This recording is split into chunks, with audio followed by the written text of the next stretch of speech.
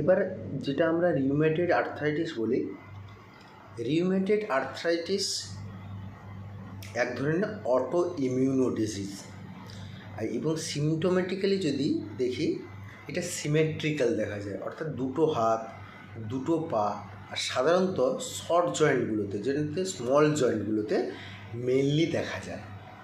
Mainly এই যেটাকে বাতের ব্যথা বলা হয়, এইটাকে আমরা রিউমেটয়েড আর্থ্রাইটিস বলি। আর এইটা সাধারণত মর্নিং স্টিফনেস থাকে, অ্যাক্টিভিটি যত করা হয়, অ্যাক্টিভিটি করলে ওর ইমপ্রুভমেন্ট হয়।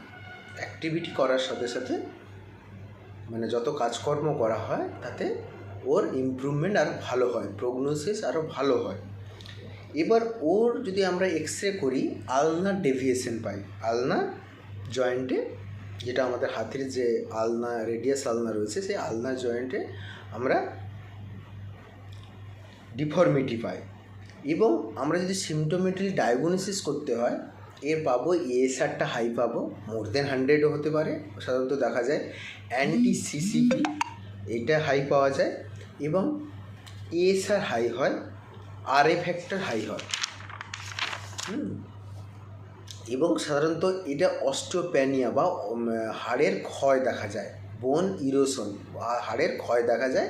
সাধারণত এটা ফিমেল পেশেন্টদেরই বেশি হয়, 3:1 অনুপাতে বলতে পারেন। ফিমেল যদি 3 জন হয়, মেল সেখানে 1 জনে, তবে সাধারণত ফিমেলদেরই বেশি পাওয়া যায়। এবং এর ট্রিটমেন্ট হচ্ছে কিছু না, ডিএমএআরটি। ডিএমআরটি কি না, anti rheumatic drug, anti rheumatic drug, modified anti rheumatic drug.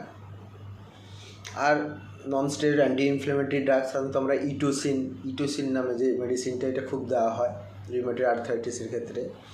সাথে স্টেরয়েডও দিতে হতে পারে, সেটা খুব খারাপ কন্ডিশনের ক্ষেত্রে স্টেরয়েডও দিতে হতে পারে।